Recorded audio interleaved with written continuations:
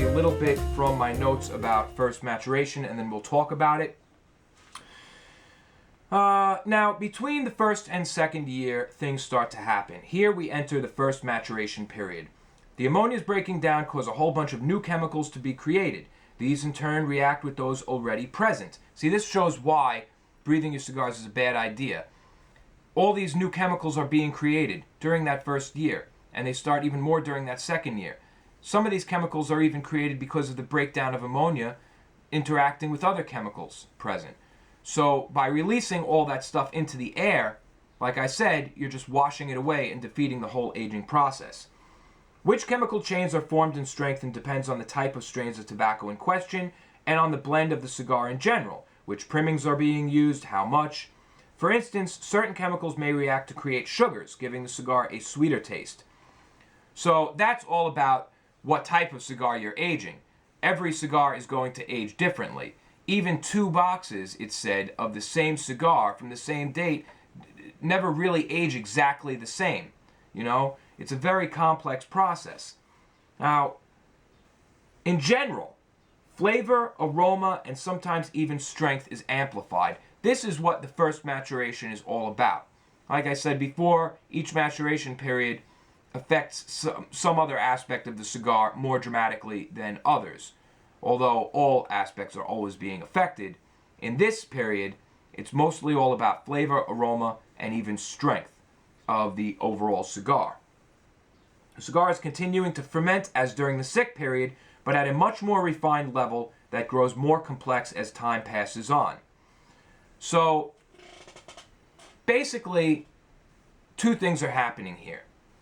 You're leaving the cigars alone, and all the chemicals that have built up being released, all these little interactions, are starting to interact with each other, creating all new flavors, aromas. Some of them are very detectable, some of them are not. Strength is being amplified. Really, it's a state of amplification almost. This is where the cigar, unlike in other periods, actually can even get stronger, even nicotine-wise. You know, there's so much going on at this point, so much fuel, so to speak, these chemicals. So much fuel is available that very dramatic changes can take place. But most of those changes are amplification type changes. You're not going to see completely new flavors yet, but you may notice that flavors are a lot stronger. Flavors that were very subtle become more pronounced, sweet notes, honey, graham, that kind of thing. So that's what that's all about. Over time, and we're talking years, some flavor is lost, even as new flavors are created. The peak of this period is when the cigar becomes the most flavorful and the least bitter at the same time. This can be a bit subjective. However, first maturation period ends once there are not sufficient chemicals left to keep up with the rate of loss. So, as you can see, what's happening here is flavors being amplified, new flavors are being created, but chemicals are also breaking down as they're building up. So some flavors are lost. Eventually, that fuel becomes used up. Those chemicals become used up. And that is when this period peaks, when there are not enough chemicals, not enough fuel left to keep creating new things to cover the rate of loss of the old things. Time-wise, there's no exact time. Each cigar is different, and depending on how many cigars you have in a box, that we'll talk about later, but this has to do with the second thing that's happening. I said 2 things are happening. One is all these chemical interactions. The second thing that's happening is that the oils from each leaf in the blend are starting to marry or mingle with all the oils in the leaves of the other parts of the blend. You have a cigar made up of Seco, Ligero, Velado. Different primings from different plants. Well, in Cuba, it's all Cuban tobacco. But these different primings have different properties. Not only different chemicals, but different content in their oils. The oils from the core start expanding outwards. You know, air dries the cigar out. Air is pulling these oils outwards. All these oils start going into the leaves of other parts of the blend, interacting with each other. This takes a long time to happen completely, but eventually all the oils from every part of the blend mingle and marry with all the oils from every other part of the blend.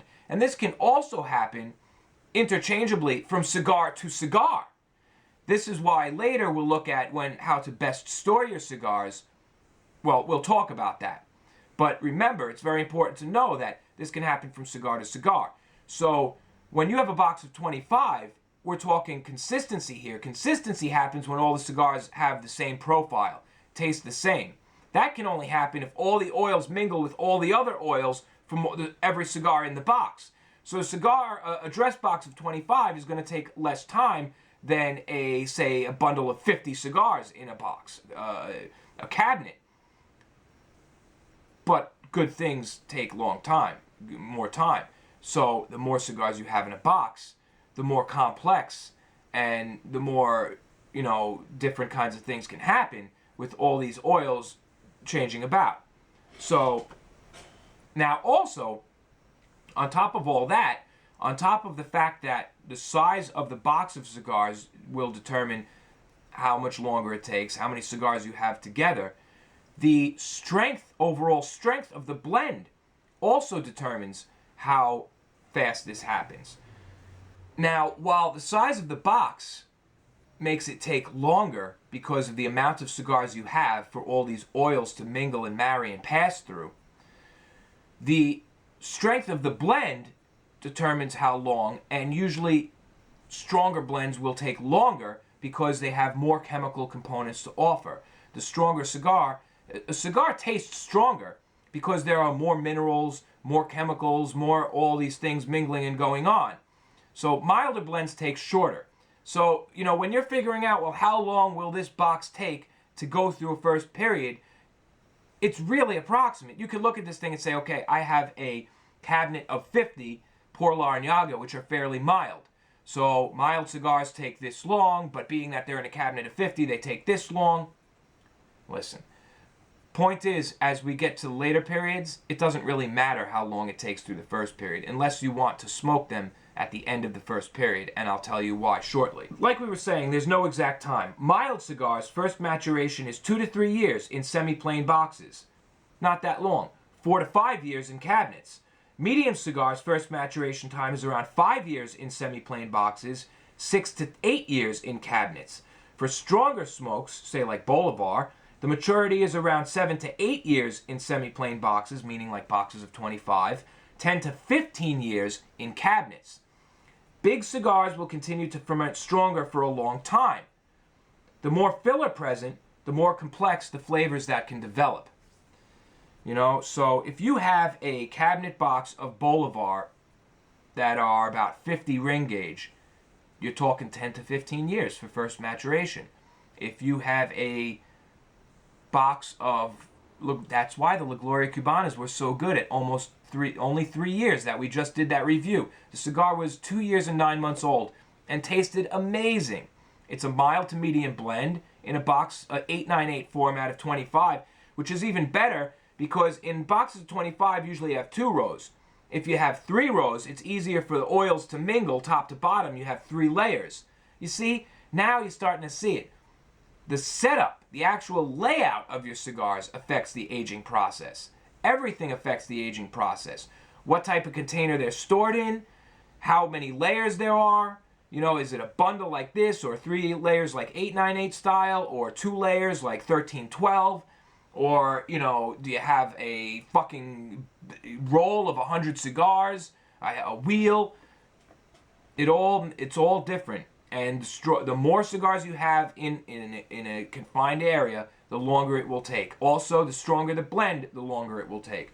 So these numbers you can rewind. I'm not going to go through them all again, but you're looking at an average of the lowest 2 to 3 years for mild blend cigars in a standard box, all the way up to 10 to 15 years for strong cigars in a cabinet type box. And that's that. Why is that worth knowing? Well, because, like we said, the peak of this period happens when there is not enough fuel left to cover the rate of loss of flavors. So flavors are now being lost, but no new flavors are being created. It's time to smoke these things for a lot of people. unless you want to go into the second maturation. We'll talk about why very shortly. So figuring out these numbers on your box of cigars is a great thing to do if you say, I want to smoke these cigars when they're at their most flavorsome. Before they enter second maturation, when they're at their most flavorsome, because I don't want to wait 20 to 30 years. And you can figure that out by saying, well, I have a box of Romeo and Julieta, medium-bodied cigars. It's a 50 cabinet.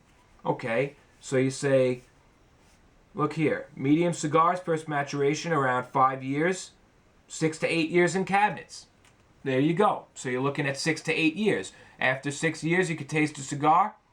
After 7, taste another. If it got a little stronger, or if you find it a little better, you say maybe I'll wait a few more months. If you think this one doesn't taste as good as that other one, smoke them up. So that's what it's all about, playing this aging game. And it's a lot of fun when you start buying a lot more cigars because you can create cycles, not the process itself. The process itself is not a cycle. It doesn't go back to the beginning and start all over again. But I'm talking creating cycles of boxes of cigars. For instance, this year you buy some boxes of cigars. Say after, next year you buy some more. Third year you buy some more. Fourth year comes, you buy some more boxes of cigars, and you put those away, and you can start picking on cigars that are from your first year, that are 4 years old by this point. So that's what I do. I create cycles of cigars, so I'm never really smoking young cigars. Most of the cigars I smoke always have at least 4 years on them, and then I have cigars I buy intentionally that will not be touched, period, for a good 20 years. And that's how it works. A lot of fun, but you got to know your numbers so you know when the best time is to, harvest them from their box and turn them to ash. Speaking of ash, my cigar went out, but that's no problem. We're not reviewing it. I'll light it up in a second. That's the first maturation. Like I said, a lot of people choose to cut their losses here. Cut their losses. To end the process here and smoke their cigars. But what happens if you don't smoke them? Well, flavors were being lost. Wouldn't it be wisest to smoke them at this point? Not if you want to create the most magnificent cigars in the world. We'll talk about that now.